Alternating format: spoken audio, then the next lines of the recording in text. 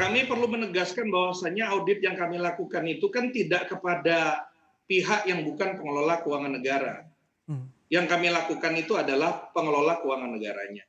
Dalam hal ini, pada saat kami melakukan pengelolaan itu kepada badan usaha milik negaranya, kepada otoritas jasa keuangannya. Jadi pihak yang kami audit, subjek audit kami itu adalah pengelola keuangan negara. Nah, dalam proses audit tersebut ada pihak-pihak terkait ya. Ada pihak-pihak terkait. Misalnya kalau kita bicara Jiwasraya, ada manajer investasi dan lain sebagainya. Yang di audit kami dari awal, dari 2006 sampai dengan tahun 2008, sebenarnya semua nama-nama yang dipersoalkan itu sudah sempat kita lakukan auditnya. Kami memahami betul persoalannya. Ya, sejauh yang kami pahami dan sejauh yang dijelaskan oleh teman-teman kolega kami dari penegak hukum, mana yang kemudian masih merupakan kerugian korporasi, mana yang kemudian menjadi kerugian negara. Jadi satu kerugian korporasi itu kalau dia tidak ada perbuatan melawan hukum, tapi kalau sudah ada perbuatan melawan hukumnya dia jadi kerugian negara. Nah, kerugian negara yang sudah diidentifikasi ya yang sudah dilakukan oleh teman-teman dari Kejaksaan Agung inilah.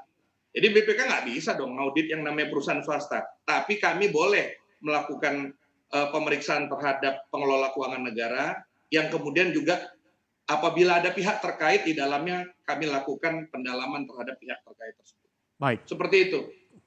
Tim BPK juga sudah menghitung besaran kerugian negara setelah ada 6 tersangka yang ditetapkan. Nah, ini selanjutnya Pak, bagaimana dengan adanya tersangka-tersangka baru khususnya 13 manajer investasi ditambah juga dengan pejabat OJK. Kira-kira gambarannya akan seperti apa nanti kerugian negara di hadapan di report? Kalau dari segi kerugian negaranya sudah ditetapkan nih, kerugian negara itu kan angka yang nyata dan pasti jumlahnya. Jadi sudah. Namun demikian siapa saja yang terlibat. Baik Badan Pemeriksa Keuangan maupun Kejaksaan kan terus bergerak nih.